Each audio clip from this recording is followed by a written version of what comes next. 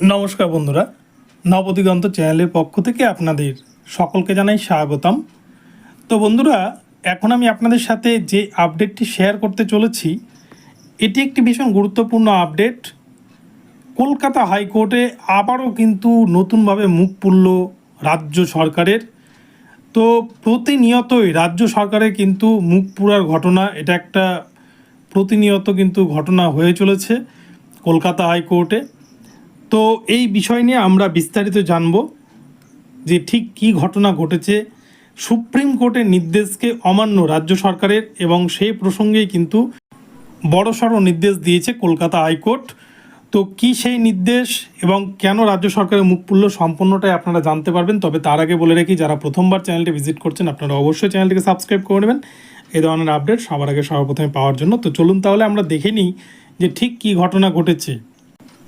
তো বন্ধুরা, কলকাতা হাইকোর্ট এখন যেভাবে ব্যাটিং করছে তাতে কিন্তু প্রতিদিনই রাজ্য সরকারকে হেনস্থা হতে হচ্ছে। রাজ্য সরকারের অপোজিটে সমস্ত রায় আসছে, কেননা দুর্নীতির পরিমাণটা এতটাই বেড়ে গিয়েছে যেখানে কিন্তু রাজ্য সরকারের প্রতিদিনই নতুনভাবে কিন্তু ভৎসনার শিকার হতে হচ্ছে রাজ্য সরকারকে। তো ঠিক এরকমই এক নির্দেশ, যেখানে সুপ্রিম কোর্টের নির্দেশ রয়েছে আমাদের ভারতবর্ষের ট্রান্সজেন্ডার বা যারা হিজড়া বলে পরিচিত তাদের জন্য কিন্তু একটা সংরক্ষণের ব্যবস্থা করতে হবে, এমনই একটা সুপ্রিম কোর্টের নির্দেশ রয়েছে। কিন্তু এই ধরনের নির্দেশ থাকা সত্ত্বেও আমাদের রাজ্য তথা পশ্চিমবঙ্গে কিন্তু এখনও পর্যন্ত রাজ্য সরকার ট্রান্সজেন্ডারদের জন্য বা হিজড়াদের জন্য কোনো রকম সংরক্ষণের ব্যবস্থা চাকরির ক্ষেত্রে করে উঠতে পারেনি। যদিও প্রসঙ্গত বলে রাখা ভালো, আপনারা হয়তো অনেকেই জানেন অনেকেই জানেন না, আমাদের ভারতবর্ষের মধ্যে প্রথম ট্রান্সজেন্ডার প্রিন্সিপাল, কলেজের প্রিন্সিপাল মানবী মুখোপাধ্যায়, যিনি কিন্তু কৃষ্ণনগর ওমেন্স কলেজে প্রিন্সিপাল পদে রয়েছেন। তো এটা একটা ভারতবর্ষের কাছে কিন্তু দৃষ্টান্ত যে ট্রান্সজেন্ডার একজন ব্যক্তি তিনি কিন্তু ওমেন্স কলেজের প্রিন্সিপাল হয়ে দেখিয়েছেন।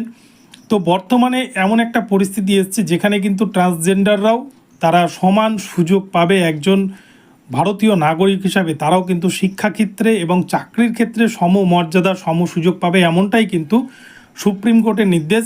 যে নির্দেশে রয়েছে কেন্দ্রীয় সরকার এবং রাজ্য সরকার উভয় সরকারকেই কিন্তু ট্রান্সজেন্ডার বা হিজড়াদের জন্য সমান সুযোগের ব্যবস্থা করে দিতে হবে। কিন্তু দেখা গিয়েছে পশ্চিমবঙ্গে এখনও পর্যন্ত সেরকম কোনো ব্যবস্থা হয়নি। তো যে বিষয়টি নিয়ে মামলা, সেই প্রসঙ্গে বলে রাখি, মৃণাল বারিক নামে এক জনৈক ব্যক্তি, যিনি কিন্তু দেখা গিয়েছে 2014 প্রাইমারি টেটে পাশ করেছিলেন এবং 2022 প্রাইমারি টেটে তিনি পাশ করেছেন। কিন্তু তারপরেও সেই ব্যক্তিকে প্রাথমিক শিক্ষা পর্ষদ পশ্চিমবঙ্গের তারা কিন্তু ইন্টারভিউয়ের জন্য ডাকেননি বা ইন্টারভিউ প্রক্রিয়া থেকে তাকে কিন্তু বাদ দিয়ে দেওয়া হয়েছে। অর্থাৎ এক কথায় তাকে কিন্তু তার চাকরি থেকে বঞ্চিত করা হয়েছে। আর এই বিষয়টিকেই কিন্তু আদালতের সম্মুখে এনে দাঁড় করিয়েছেন সেই মৃণাল বারিক নামে সেই জনৈক ব্যক্তি। তো কি রয়েছে অর্ডার কপিতে আমরা একটু দেখে নেব। দেখুন, এখানে 2 নম্বর কলামে যেটা বলা হচ্ছে অর্ডার কপিতে, the petitioner is a transgender person, অর্থাৎ যিনি মামলাটি দায়ের করছেন তিনি কিন্তু একজন ট্রান্সজেন্ডার মানুষ বা ব্যক্তি। তারপর 3 নম্বর কলামে বলা হচ্ছে, she succeeded in the TET 2014 and also in the TET 2022 despite thereof the petitioner was not called for counseling or interview। অর্থাৎ ইনি একজন ট্রান্সজেন্ডার পার্সন যিনি কিন্তু 2014-2022 টেটে পাশ করেছিলেন, কিন্তু তা সত্ত্বেও যাকে কিন্তু কাউন্সেলিং এবং ইন্টারভিউ প্রক্রিয়া থেকে বাদ দিয়ে দেয় প্রাথমিক শিক্ষা পর্ষদ, এবং যার জন্যই কিন্তু এই জনৈক ব্যক্তি তিনি কিন্তু কলকাতা হাইকোর্টে দ্বারস্থ হন সব্যসাচী চক্রবর্তী অ্যাডভোকেটের মাধ্যমে।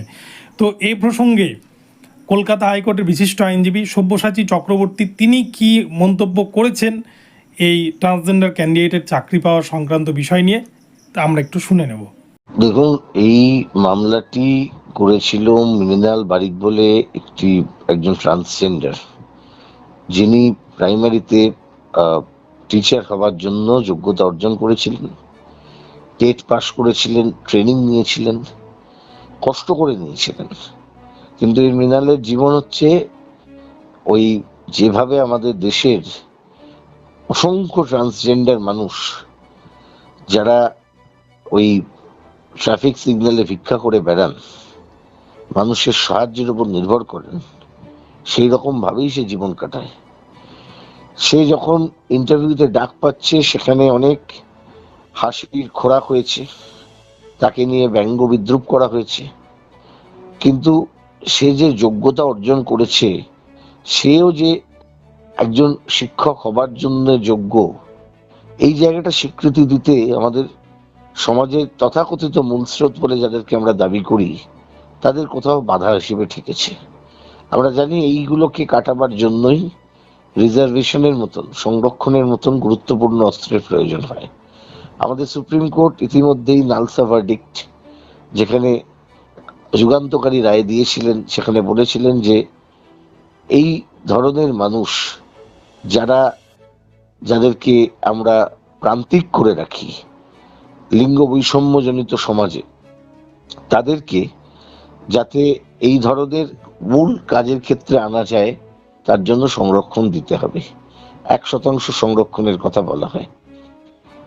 সেই সময় বিচারপতি অভিজিৎ গাঙ্গুলি অর্ডার দিয়েছিলেন, নির্দেশ দিয়েছিলেন যে চিফ সেক্রেটারিকে মৃণালের মূল কথাগুলোকে শুনে একটি তাদের যে বক্তব্য, সরকারের যে বক্তব্য, সেটা জানাতে হবে, কমিউনিকেট করতে হবে। পশ্চিমবঙ্গে সরকারের চিফ সেক্রেটারি হিয়ারিং করেছিলেন। হিয়ারিং এর পর তিনি জানিয়েছিলেন যে পশ্চিমবঙ্গে এই ধরনের সংরক্ষণের কোনো নীতি সরকার নেননি। তারপর আমরা আবার মামলা করি এবং আমরা নালসা জাজমেন্টের যে ইমপ্লিমেন্টেশন পশ্চিমবঙ্গে চাই। মহামান্য বিচারপতি রাজাশেখর মান্থা এই নালসা জাজমেন্টের সম্পূর্ণ ইমপ্লিমেন্টেশনের জন্য ঐতিহাসিক রায়টি গত 14 তারিখে দিয়েছেন। এর ফলে যেটি হবে, রাজ্যের শুধুমাত্র প্রাথমিক শিক্ষকের নিয়োগের ক্ষেত্রে নয়, সার্বিকভাবে যত পাবলিক এমপ্লয়মেন্ট আছে রাজ্যের, সেখানে 1% সংরক্ষণ দিতে হবে, ব্যবস্থা করতে হবে ট্রান্সজেন্ডার মানুষদের জন্য। নিশ্চিতভাবেই ঐতিহাসিক। তো বন্ধুরা, আপনারা শুনলেন যিনি এই মামলাটিকে লড়ছেন, যিনি বিচারপতি রাজাশেখর মান্থা স্যারের বেঞ্চ থেকে মামলাটিকে বের করে নিয়ে এসেছেন, আইনজীবী সব্যসাচী চ্যাটার্জি। তিনি যেভাবে বিশ্লেষণ করলেন, তাতে দেখা যাক যে আগামীতে এই মৃণাল বারিক নামের এই চাকরি প্রার্থী আদৌ প্রাইমারি বোর্ডের কাছে সুবিচার পায় কিনা, নাকি তাকে সারা জীবন রাস্তার অন্যান্য ট্রান্সজেন্ডারদের মতো তাকে ভিক্ষা করে বেড়াতে হয়, সেটাই কিন্তু দেখার। তবে বিচারপতি রাজাশেখর মান্থা যার নির্দেশ দিয়েছেন, তাতে কিন্তু এই ক্যান্ডিডেটকে চাকরি দিতেই হবে পর্ষদকে। তো বন্ধুরা, এখন এ পর্যন্ত রইল। আপনাদের ভিডিওটি ভালো লাগলে চ্যানেলটিকে সাবস্ক্রাইব করে দেবেন এবং চ্যানেলটিকে চারিদিকে শেয়ার করে ছড়িয়ে দিন এই ধরনের আপডেট প্রতিনিয়ত পাওয়ার জন্য, এবং ভিডিওটিকে লাইক শেয়ার কমেন্ট করতে ভুলবেন না। ধন্যবাদ।